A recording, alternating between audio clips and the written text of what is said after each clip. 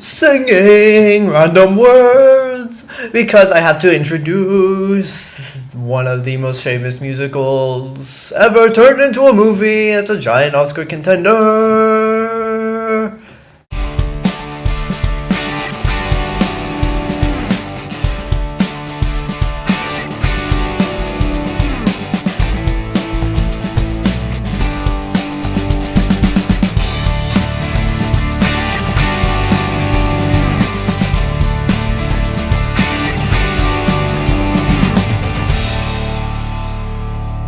And you can see that I slightly moved my computer since my Silver Linings review. I want the elevator to be in the background just in case people walk through, so I have no reason why.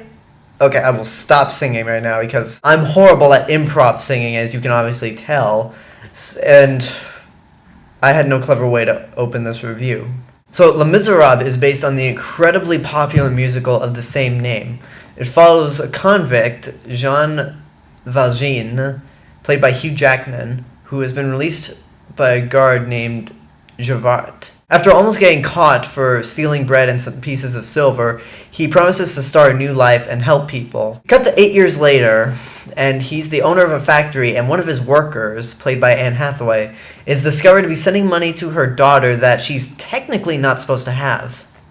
She eventually dies, and Jean makes the promise to look after her daughter until he dies. So I'm probably not the right person to review this kind of movie because I'm not a big fan of operas. The one thing I can't stand in movies or theater is singing every bit of dialogue. For some reason that just annoys me, so I'm probably not the right person to review this movie, but that's not to say it's bad at all. This is probably one of the few times, if not the only time, where I've actually liked a movie that has all the dialogue sung rather than spoken. Getting past that, the movie looks great. It's got incredible art direction that makes the movie feel epic, like it should be for a story like this.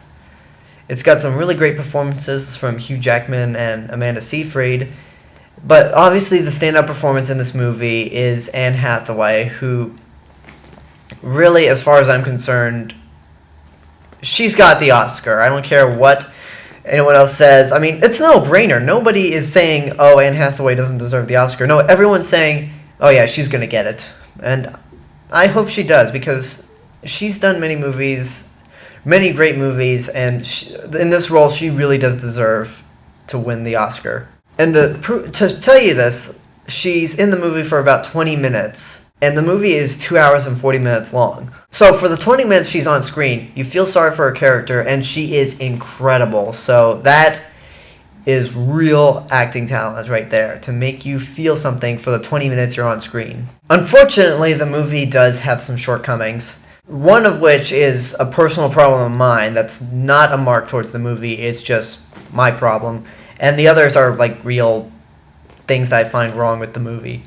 The problem with me is that whenever a movie or play is resorting to having all the dialogue sung, it's hard for me to follow the story because I'm always listening to the music and going, oh, that's some pretty music.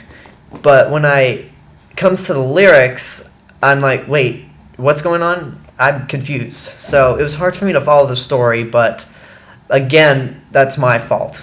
Now, what do I think is actually wrong with the movie? Well, I didn't think Russell Crowe was very good. I mean, he's got a good singing voice, but throughout the whole movie, he didn't seem to give it his all, and it really looked like he could care less about being there. Also, Helena Bonham Carter and Sacha Baron Cohen do not belong in a movie like this. Okay, actually, I take half of that back, because I've seen Helena Bonham Carter do certain stuff when she's not Tim Burton's Barbie doll.